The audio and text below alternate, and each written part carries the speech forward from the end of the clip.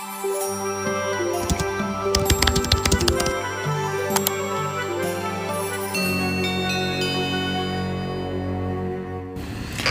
and welcome to Mimi's Homework. This is my second video on this channel. So you probably don't know much about me yet. I'm Mimi and I work full-time from home on the platform Fiverr.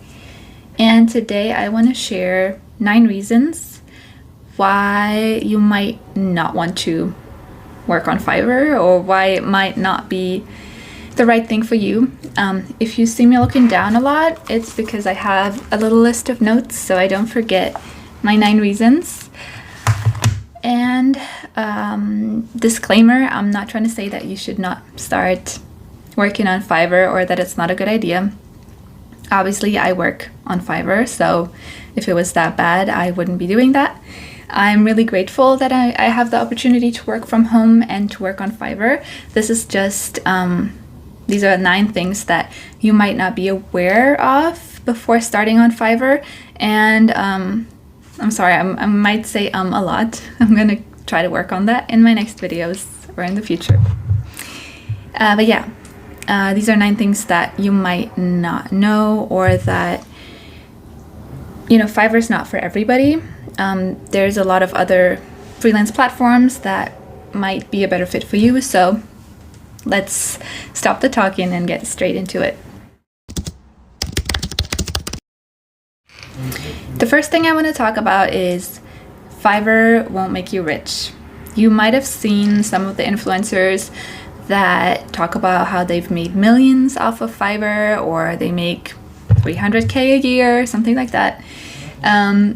And I'm not saying that they're lying. I think it is possible, but that's kind of a very rare scenario. So for me, for myself, I didn't make a million. I'm very far from that, but I am able to live off of my earnings alone. Like, that's my full-time job. So I'm not saying you cannot make money, but it is real work. If you're expecting Fiverr to be a passive income stream that you don't really have to put effort into, or you don't have to really work for, or if you're expecting to make a lot of money very quickly, then you might be going into it with the wrong expectations, and in that case, Fiverr might not be for you. There are other business strategies or business ideas or platforms that might be a better fit. I haven't found one yet that will make you rich quick without a lot of effort, but if you have a great idea, go for it. So I'm not saying that you can't make any money on Fiverr, but just don't have unrealistic expectations.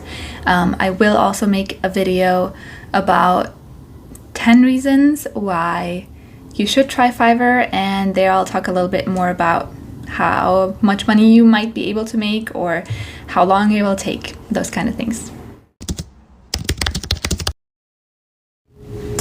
Reason number 2 why Fiverr might not be worth it for you is that Fiverr takes a 20% commission out of every order, every sale you make, even your tips. So if you price your gig, your product or service at $100, for example, you will be getting $80 into your account balance once you complete the order. And that's not taking into account the expenses you might be having, the taxes you're paying on that. So in the end, you might end up with a lot less than those $100. I do know that there are other platforms, freelancing platforms, that do not take any commission, but most of them will take a certain percentage. But I do think Fiverr's 20% is very high up there. There are definitely other platforms that take less. In my other video with 10 reasons why Fiverr is worth it, I'm going to go into why I personally think the 20% pay cut is worth it for me, but it might not be worth it for you. Reason number 3 is that there is a lot of competition. So I actually looked it up, and I'm not sure how accurate this data is, but what I found is that there are 380,000 active sellers right now in 2024. So there are a lot of sellers providing the same services. So if you're going to go into a niche or an area that's already oversaturated with a lot of sellers, you might have a really hard time getting your first orders and establishing your business on Fiverr.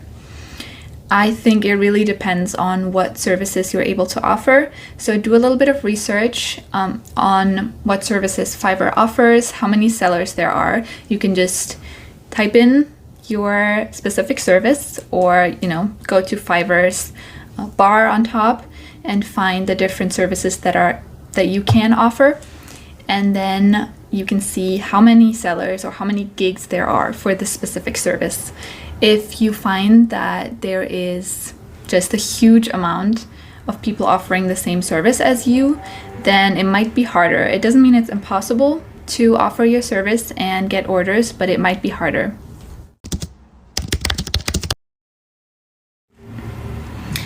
Point number 4 kind of ties into that.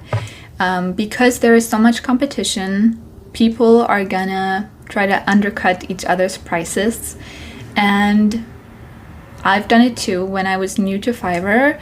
What I mean by that is I offered my services for a very small amount of money, something that I would not do anymore. And I'm very glad that I am able to have sustainable prices at this point. But when I started out, I had to, or I don't know if I had to, but that's what I did to get my first orders.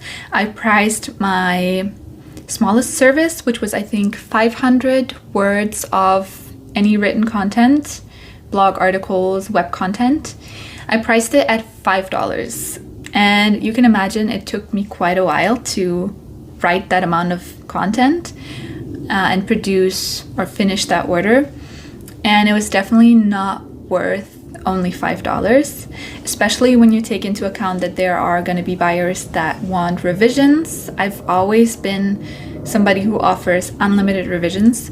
So the more time you spend on that order, it doesn't mean that you get any more money for it. So sometimes I would work for hours and hours on an order that gave me $5 or $10, depending on the word count. And this is a common thing. Luckily, I was able to raise my prices after I gained some good reviews and some clients. But yeah, it can be tough to get started and have to do work for much less than what your work is actually worth. So if you're not willing to do that, and if you find that there's so much competition in your niche that you have to do that, then you might want to look for another place, another platform where you can sell your services at a price that actually makes it worth it for you.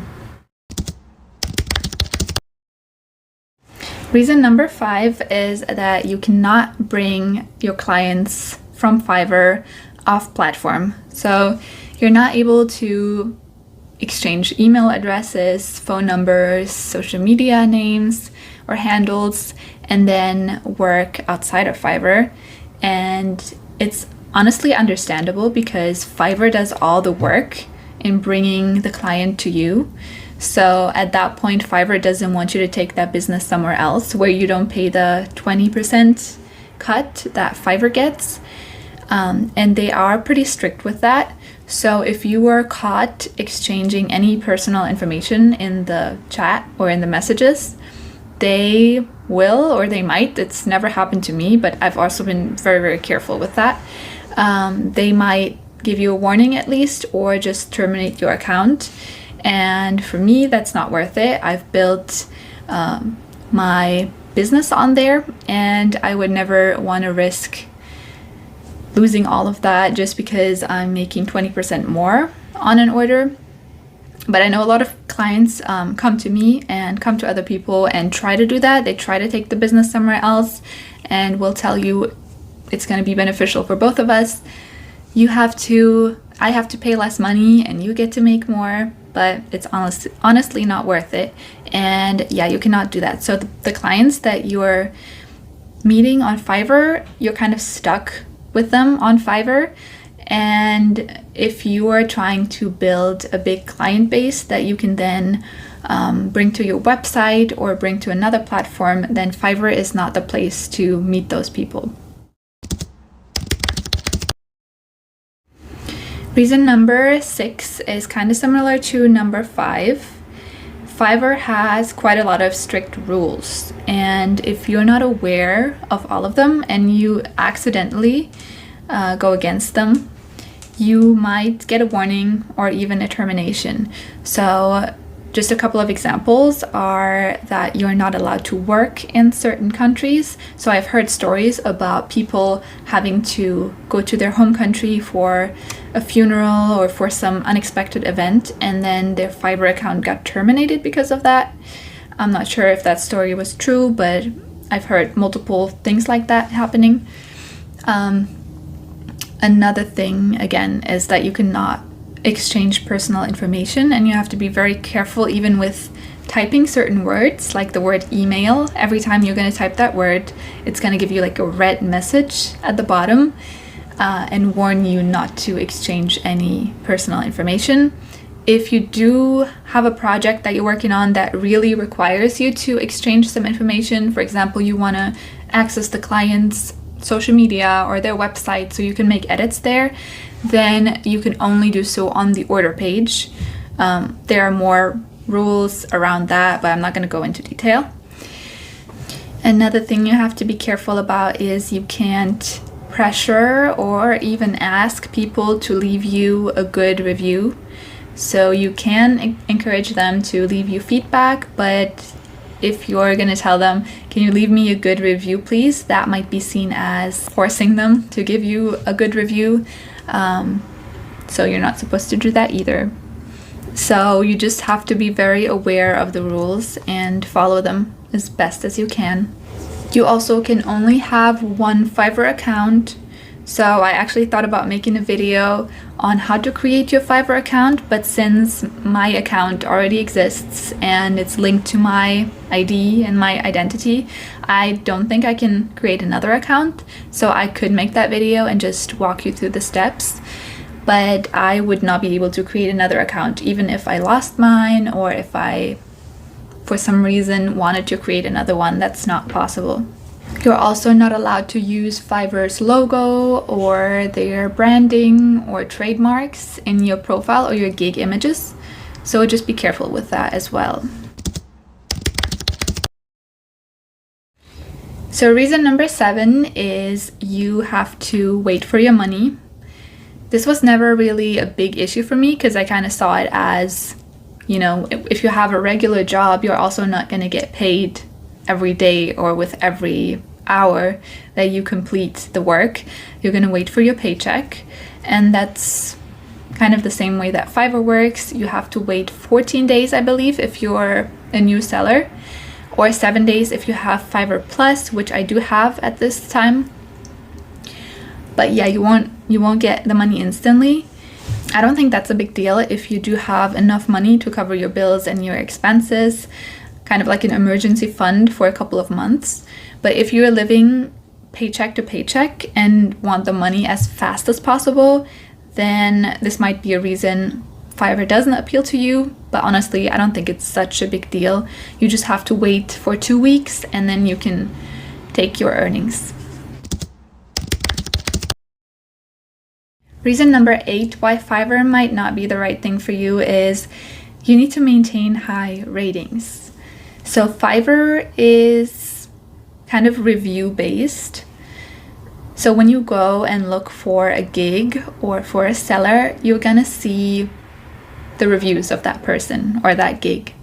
So most of the time you're gonna find a lot of people that have 5-star reviews, 4.9-star reviews, and anything else is really rare. Like you're rarely gonna see somebody with 4.1 or 3.2 or something like that.